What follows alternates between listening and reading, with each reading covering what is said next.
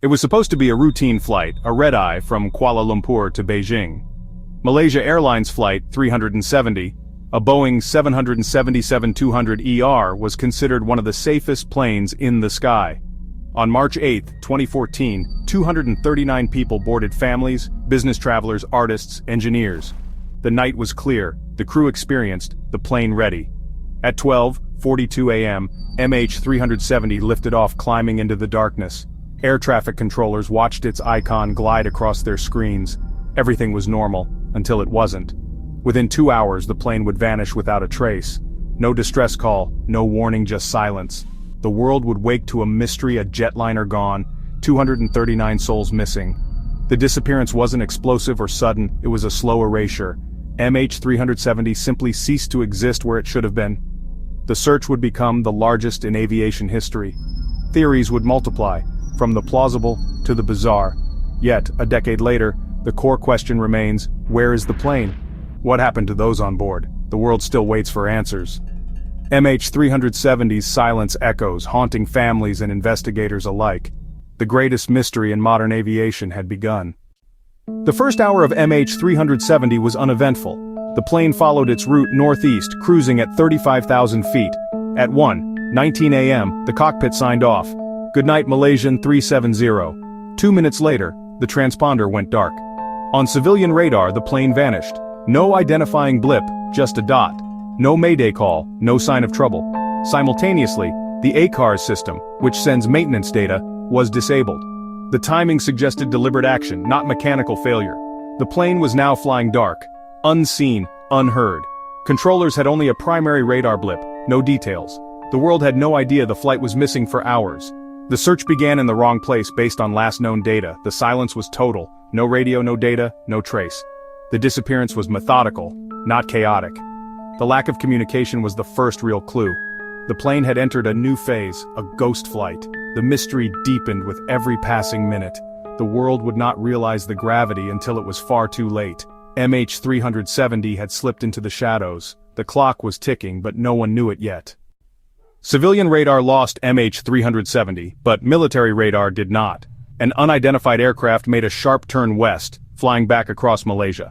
This was no accident, it was a deliberate maneuver. The plane flew over Penang, then out into the Strait of Malacca. It continued northwest for over an hour, tracked by military radar. At 2:22 a.m., it vanished from all radar, deep over the ocean.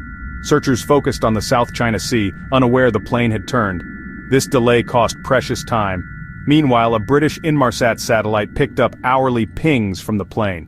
These signals proved the plane was still powered and flying for hours. The final ping came at 8:19 a.m., over 7 hours after takeoff. Analysis of the pings created two possible arcs, one north, one south. The northern arc crossed busy airspace. The southern arc led into the remote Indian Ocean. The plane had to be somewhere along one of these lines. The evidence pointed to a long, lonely flight into oblivion. The world's search area had just grown unimaginably vast. The mystery deepened. The initial search for MH370 was frantic and in the wrong place. Teams scoured the South China Sea expecting debris but found nothing. False leads and confusion reigned. The sea was empty. A week later, Inmarsat data revealed the plane had flown for hours after vanishing. The search shifted to the southern Indian Ocean, one of the most remote places on Earth. The new area was thousands of kilometers southwest of Australia. Ships took days to reach it. Planes could only search for hours. The ocean was deep, the weather brutal, the task immense. An international coalition led by Australia began the painstaking hunt. The search had become a deep ocean operation looking for a needle in a haystack the size of a continent. The world watched, desperate for answers. The vastness of the ocean was overwhelming. The search area kept expanding, but hope was fading. The disappearance of MH370 had become the ultimate aviation enigma. The ocean kept its secrets. The families waited, clinging to hope. The world's most advanced technology was humbled by the sea. The hunt for MH370 had entered a new, daunting phase. The mystery was now as deep as the ocean itself. For over a year, the search found nothing. Then in July 2015, a breakthrough, a flaperon from MH370 washed up on Reunion Island. It was the first physical evidence the plane had crashed in the Indian Ocean. More debris followed, over 20 pieces found on African coastlines and islands. Analysis showed the flaperon wasn't deployed for landing. hinting at a high-speed impact. The debris told a story of a violent end, not a controlled ditching. The main wreckage, however, remained elusive. The official search was suspended in 2017. A private search in 2018 also failed. The scattered debris confirmed the plane's fate, but not its final location. The cockpit voice recorder and flight data recorder were never found. Without them, the full story remains untold. The ocean had swallowed the evidence. The families had fragments, but no closure. The mystery endured, as haunting as ever. The debris were whispers from the deep proof of loss, but not of cause. MH370's secret stayed hidden beneath the waves. Suspicion quickly fell on Captain Zahari Ahmad Shah. He had the skill to disable systems and fly the complex route. Investigators found he'd simulated a flight into the southern Indian Ocean at home. This fueled the theory of a planned pilot suicide. The evidence, though, was circumstantial. No note, no clear motive, no history of mental health issues. Friends and family defended his character, calling him dedicated and kind. Many pilots used simulators to explore routes Zahari's could have been innocent curiosity. Still, the deliberate disabling of systems and precise flying pointed to human intent. The theory, Zahari locked out his co-pilot, depressurized the cabin and flew on until fuel ran out. It's a chilling scenario, but unproven. No definitive proof ties Zahari to a mass murder-suicide. The case against him is debated, not settled. Without the black boxes, the truth remains out of reach. Was Zahari a villain or a victim of circumstance? The question is central and unanswered. The world may never know for sure. Another theory: catastrophic mechanical failure. A fire or electrical problem could explain the loss of communications. Pilots might have turned back, trying to save the plane. Smoke could have incapacitated the crew, leaving the plane to fly on autopilot until fuel ran out. This paints the pilots as heroes, not villains. But the sequence of events doesn't fit. A fire would likely disable all systems at once. The plane's controlled flight for hours suggests someone was at the controls. A sudden decompression could have incapacitated everyone but wouldn't explain the deliberate turn west. The autopilot would have kept the plane on course to Beijing. The mechanical failure theory struggles to explain the plane's precise, prolonged deviation. It's possible, but less likely than human intervention. The evidence points to intent, not accident. The mystery persists. Mechanical failure or malice?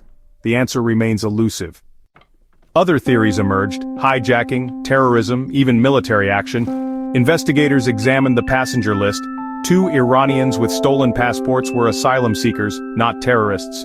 No group claimed responsibility, making a traditional hijacking unlikely. The idea of a super hijacker or remote takeover is pure speculation. Some suggested the plane was shot down, but there's no evidence, no debris, no admission. Satellite pings prove the plane flew for hours, ruling out a sudden shootdown. Wilder ideas, alien abduction, secret landings, cyber attacks, filled the information vacuum. None are supported by credible evidence. The most plausible explanations still point to cockpit action or a unique mechanical failure. The lack of answers fueled conspiracy, but not clarity. The truth remains hidden, lost with the plane. The shadows persist, but the facts are few. MH370's fate is still a riddle. MH370's disappearance shocked the world and changed aviation.